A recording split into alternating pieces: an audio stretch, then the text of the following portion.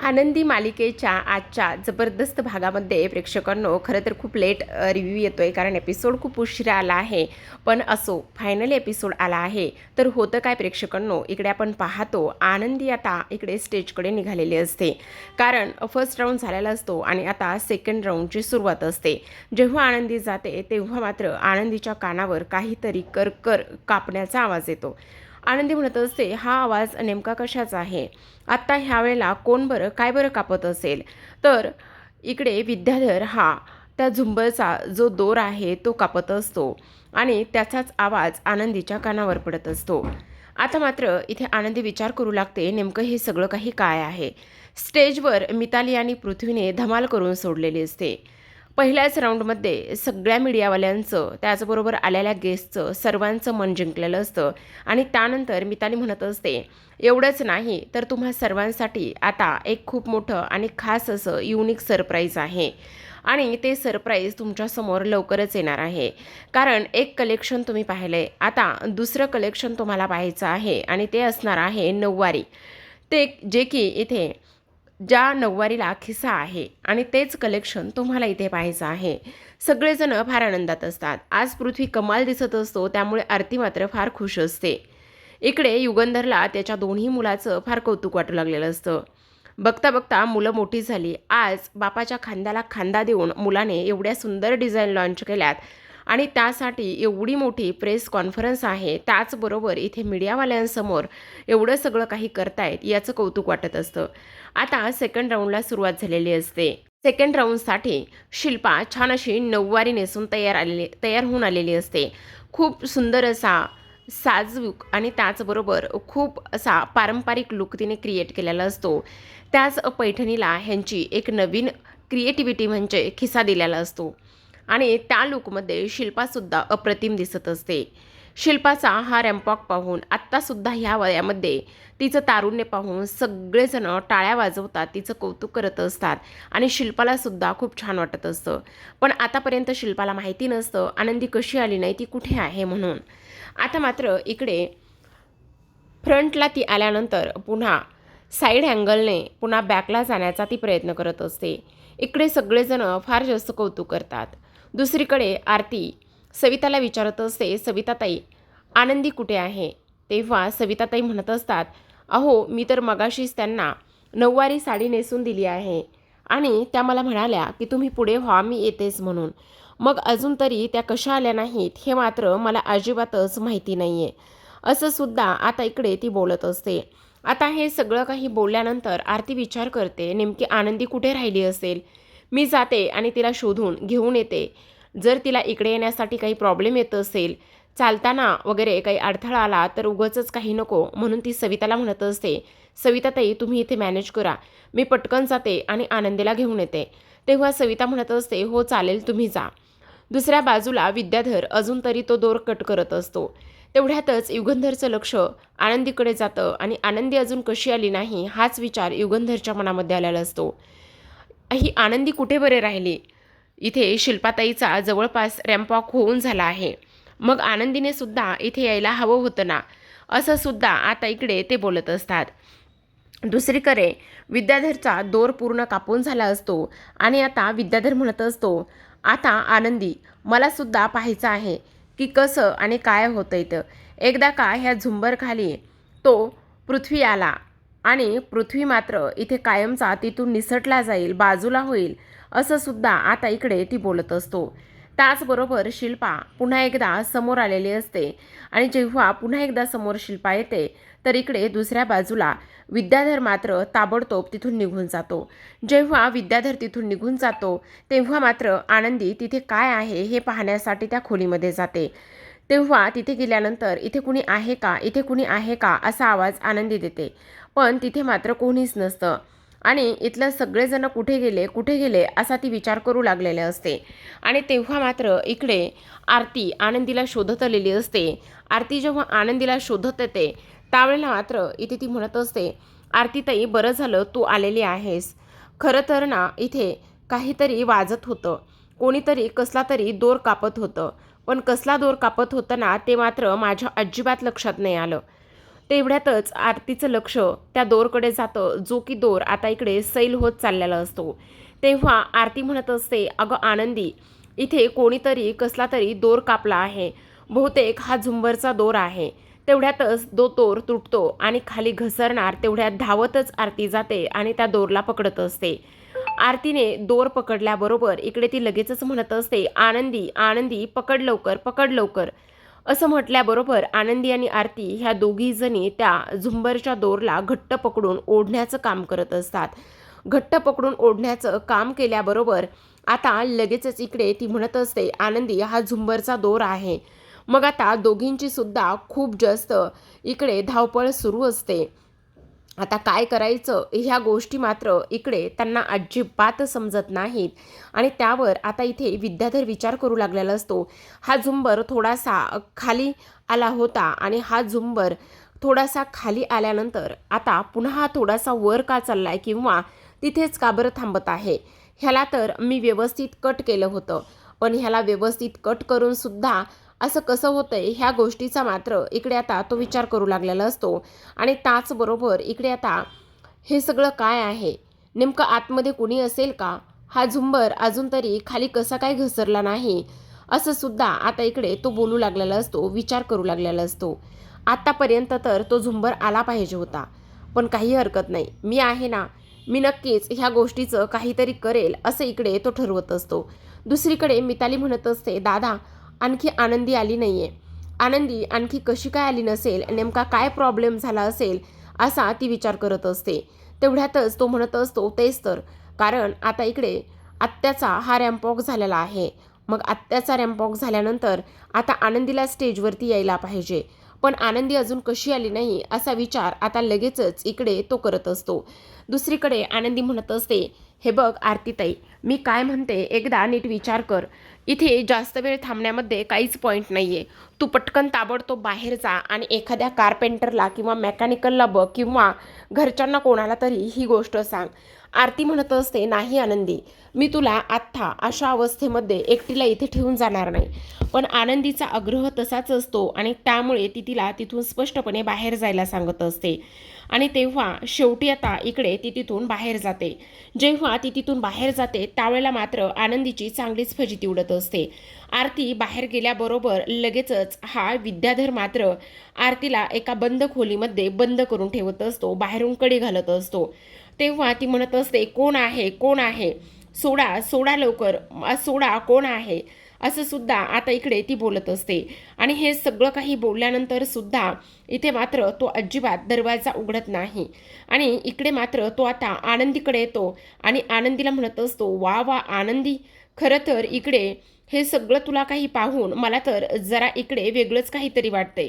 सावत्राई आज चक्क तिच्या मुलाला इथे वाचवायला निघाली आहे, पण मला सुद्धा बघायचं आहे की तू नेमकं तुझ्या मुलाला कशी आणि कशा पद्धतीने वाचवतेस. तर अगं आनंदी, आता तुला एक गोष्ट सांगू का, मी हे सगळं कधीच यशस्वी होऊ देणार नाही. इकडे आरती मात्र म्हणत असते, कोण आहे तिकडे, कोण आहे तिकडे, आत्ताच्या आत्ता दरवाजा उघडा, दरवाजा उघडा, तिकडे कोण आहे, असं सुद्धा आता इथे ती बोलू लागलेली असते. पण इकडे विद्याधर मात्र दरवाजा उघडत नाही आणि दरवाजा न उघडून आता त्याने इकडे तिला बंद करून ठेवलेलं असतं. जेव्हा तो तिला बंद करतो त्यावेळेला मात्र इकडे विद्याधर आनंदीच्या जवळ जातो आणि तिला म्हणत असतो, आनंदी आनंदी, खरं तर आता खूप मजा येणार आहे, मला सुद्धा बघायचं आहे की तुझी ताकद कुठंपर्यंत पुरती. तर इथे आनंदी आता खूप जास्त रागात असते. तिला ह्या सगळ्या गोष्टींचा फार जास्त राग येत असतो, चीड येऊ लागलेली असते. आणि इकडे ती विचार करत असते, हा नेमका असा कटकारस्थानी माणूस कसा असू शकतो तेच मला काही केल्या कळत नाही. हा एक नंबरचा मूर्ख माणूस आहे, असं सुद्धा आता इकडे ती बोलू लागलेली असते. आनंदी इथे ओढण्याचा पूर्ण काम करत असते. तर दुसऱ्या बाजूला मात्र पृथ्वी शिल्पाने वेअर केलेल्या साडीबद्दल डिटेलमध्ये माहिती सांगत असतो. तेव्हा मीडियावाले त्याला म्हणत असतात, खरं तर आम्ही इथे ही एक साडी पाहिली, पण आम्हाला ना खूप उत्सुकता आहे, आनंदीच्या अंगावरची साडी तुम्ही कशी आणि कशा पद्धतीने डिझाईन केली ना ते पाहण्याची. तर इकडे आता विद्याधर तिचा हात पूर्ण सोडण्याचा प्रयत्न करत असतो आणि तिला बाजूला सुद्धा करण्याचा पूर्ण प्रयत्न करत असतो आणि म्हणत असतो, आत्ताच्या आत्ता इथून बाजूला हो, ताबडतोब बाजूला हो. सांगितलं ना तुला एकदा, तू बाजूला हो म्हणून. तेवढ्यातच इथे आनंदी म्हणत असते, अजिबातच नाही. माझ्या शेवटच्या श्वासापर्यंत मी हा दोर सोडणार नाही. ही मात्र गोष्ट तू कायम लक्षात ठेव. अरे माणूस आहेस का कोण आहेस तेच मला काही समजत नाहीये. हैवानासारखा तू हरामखोर माणूस आहेस. तुला तर मी कधीच माफ करणार नाही. तेव्हा विद्याधर मात्र आनंदीच्या हातातली दोरी सोडवण्याचा पूर्ण प्रयत्न करत असतो. पण आनंदी मात्र अजिबात त्याचे मनसुबे इथे यशस्वी होऊ देत नाही. इकडे मात्र ती सतत म्हणत असते, सोड, बाजूला हो. विद्याधर इकडे तिचा दोर हातातून घेण्याचा प्रयत्न करत असतो. पण आनंदी मात्र पूर्ण ताकद एकवटते आणि पूर्ण ताकद एकवटूनच विद्याधरला जोराचा धक्का देते. आणि विद्याधरला जोराचा धक्का दिल्यानंतर विद्याधर आणि आनंदीमध्ये खूप मोठी झटापट होत असते. आणि खूप मोठी झटापट झाल्यानंतर आता हा लांडगा खाली जमिनीवर पडतो. जेव्हा हा लांडगा जमिनीवर पडतो तेव्हा मात्र तो रागानेच तिच्याकडे बघत असतो. आणि तेव्हा ती म्हणत असते, अजिबातच नाही. तुझ्यासारख्या हरामखोराचा इथे मी प्लॅन यशस्वी होऊ देणार नाही. माझ्या शेवटच्या श्वासापर्यंत हा दोर मी इथे धरून ठेवणार आहे. ही गोष्ट मात्र तू कायम लक्षात ठेव. आणि तू इथे त्याचा पुतण्या काका आहेस ना, तो तुझा पुतण्या आहे, तरीसुद्धा तू अशा पद्धतीने त्याच्यासोबत वागतोस, ही गोष्ट मात्र अजिबात मला पटत नाही, असं स्पष्टपणे आनंदी आता इकडे बोलू लागलेली असते. तेव्हा तो म्हणत असतो, आनंदी ताबडतोब दोर सोड. पण आनंदी म्हणत असते, अजिबातच नाही. ही एका आईची परीक्षा आहे असं तू समज. आणि ही आई तिच्या मुलासाठी ही परीक्षा देणारच असं सुद्धा तू समज. दुसरीकडे मितालीला युगंधर म्हणत असतो, आनंदी कुठे आहे? अजून आनंदी कशी आली नाही? तेव्हा मिताली म्हणत असते, बाबा मी पटकन जाऊन बघून येते, तुम्ही काळजी करू नका, असं म्हणून मिताली आनंदीला शोधायला निघालेली असते. तर इकडे मात्र दुसऱ्या बाजूला पृथ्वी सगळ्या मीडियावाल्यांचे आभार मानत असतो, त्यांना धन्यवाद देत असतो आणि म्हणत असतो, तुम्ही अजिबात काळजी करू नका, सगळं व्यवस्थित होईल. आणि तुम्हाला आणखी एक गोष्ट सांगू का, सगळ्यात महत्त्वाची, तुमच्यासाठी आनंदीच्या थ्रू एक खूप युनिक आणि हटके सरप्राईजसुद्धा आम्ही देणार आहोत, असं सुद्धा आता इकडे ती बोलत असते. तर आता मात्र हा विद्याधर पुढची स्टेप खेळतो. तो म्हणत असतो, ठीक आहे, तुला जर हा दोर सोडायचाच नाही तर मला सुद्धा बघायचे की ही सावत्राई ती तिच्या सावत्र मुलाला कसं वाचवते आणि कसा जीव वाचवते, हे मला सुद्धा बघायचं आहे, असं सुद्धा विद्याधर म्हणत असतो. आणि त्यानंतर आनंदीच्या पायाखाली त्या दोरीवर तिच्या हातावर आता इकडे पॅराशूट ऑइल ओतत असतो, जेणेकरून तिचा हात निसटेल आणि हात निसटल्याबरोबर दोरी निसटेल आणि ती दोर निसटल्याबरोबर झुंबर हा त्या पृथ्वीच्या डोक्यात पडेल. आणि त्यानंतर मात्र इथे तो पृथ्वी जिवंत राहणार नाही, असं काहीसं तिचं असतं. इकडे मात्र मीडियावाले आता कंटाळायला सुरुवात झालेली असते. मीडियावाले म्हणत असतात, खरं तर आता खूप उशीर झालाय, तुम्ही ताबडतोब इकडे आनंदीला बोलवा. आणि तेव्हा पृथ्वी म्हणत असतो, तुम्ही फक्त 1-5 मिनिटं थांबा, आनंदी लवकरच येईल, असं ते लोक सांगत असतात. इकडे मात्र आता आनंदी आवाज देत असते, मालक साहेब, मालक साहेब या लवकर, मालक साहेब तुम्ही ताबडतोब या आणि वाचवा मालक साहेब, असं म्हणत असते. तेव्हा मात्र इथे विद्याधर म्हणत असतो, आता मला सुद्धा बघायचं आहे की कोणता माईका लाल येतोय आणि कोणता माईका लाल येऊन तुला वाचवतोय, हे मला सुद्धा बघायचं आहे, असं इकडे आता तो बोलू लागलेला असतो. आणि त्यानंतर तो तिथून निघून जातो. आनंदी इथे जीवाचा इकडे म्हणजे ती एवढा हे करते ना की काही विचारूच नका, जेवढी ताकद आहे, जेवढी शक्ती आहे तिच्यामध्ये, ती सगळी ओढण्यामध्ये लावत असते. मिताली आनंदी आनंदी करत आवाज देत आलेली असते. आणि तेव्हा मात्र आनंदीच्या कानी हळूच थोडासा आवाज पडतो. तेव्हा मिताली म्हणत असते, आनंदी तू इकडे आहेस का? आनंदी तू कुठे आहेस? मला सांगणार आहेस का आनंदी की तू कुठे आहेस म्हणून? आनंदी मी तुला आवाज देते ना आनंदी, आनंदी, असं म्हणून मिताली आता इकडे जवळपास त्या खोलीकडे नुकतीच जाणार असते. पण तेवढ्यातच हा लांडगा पुन्हा मितालीच्या जवळ येतो आणि म्हणत असतो, अगं अगं ये मिताली, इकडे कुठे निघालीस? अरे बरं झालं काका तू आलास, आनंदीला पाहिलंस का रे कुठे तू? भाबडी मिताली त्या लांडग्याला विचारते. तेव्हा तो म्हणत असतो, अगं आनंदी होय, अगं ती इकडेच निघत होती, म्हणजे खाली स्टेजकडे निघत होती. तुला सांगू का, येत असताना तिच्या साडीचा पदरच एका खिळ्यात अडकला आणि ती साडी फाटली, दुरुस्त करायला गेली. काय? तिने मला हे कसं नाही सगळं सांगितलं? थांब मी बघते जाऊन. अगं ए वेडी आहेस का? तू कुठे जातेस आता? तिकडे भावाला तुझी सगळ्यात जास्त गरज आहे. तिकडे जाऊन बघ काय चाललंय तो. सगळ्या मीडियावाल्यांनी त्या एकट्या बिचाऱ्याला घेरलंय. तिकडे जाऊन त्याची मदत करायची सोडून दिलीस आणि तू इकडे आली आहेस. हे बघ, असं काहीच करू नको. जा पटकन आणि तिकडे जाऊन ते सगळं काही पहा, असं सुद्धा तो बोलत असतो. आणि तिची बहीण कोणती? आरती आहे ना तिच्या मदतीला. तुला तिकडे जाण्याची काहीच गरज नाही आहे, असं म्हणून तो शेवटी मितालीला तिथून पाठवून देतो. आता मिताली बिचारी इथून निघून जाते, पण ह्या विद्याधरचं मात्र इथेच फावलेलं असतं. कारण त्याला कळून चुकलेलं असतं की आनंदी, आता इकडे तू किती आरडाओरडा कर, काहीही कर, पण आता मात्र काहीच तुला भेटणार नाही, असं सुद्धा आता इकडे तो बोलत असतो. आणि त्यानंतर मात्र आता तो सुद्धा इकडे स्टेजकडे निघणार असतो आणि जाता जाता म्हणत असतो, आनंदी अगं, हात तर लाल होणारच आहेत. एवढंच नाही आनंदी, तर सगळ्या बऱ्याच काही गोष्टी होणार आहेत आणि त्यामुळे मात्र तुला काय करायचं काय नाही हे अजिबात समजणार नाही. ही सुद्धा गोष्ट तेवढीच महत्त्वाची आहे. आता मात्र इकडे आनंदी स्टेजवर नसते. सगळेजण आनंदीची वाट पाहू लागलेले असतात आणि सगळेजण आनंदीची वाट पाहत असताना आता आपण पाहतो इकडे विद्याधर म्हणत असतो, आता कितीसा वेळ होणार आहे, कितीसा वेळ होणार आहे आणि त्यानंतर मात्र हा जो काही पृथ्वी आहे त्याचा अंत होणार आहे, असं इकडे तो बोलतो. तेव्हा युगंधर आता येणाऱ्या मितालीला म्हणत असतो, काय झालं, आनंदी कुठे आहे? तेव्हा मिताली म्हणत असते, बाबा त्याचं काय झालंय तुम्हाला एक गोष्ट सांगू का? हां बोल, काय झालंय? आनंदीच्या ना साडीचा थोडासा पदर फाटलाय, त्यामुळे ती दुरुस्त करायला गेली आहे आणि ती येतच आहे.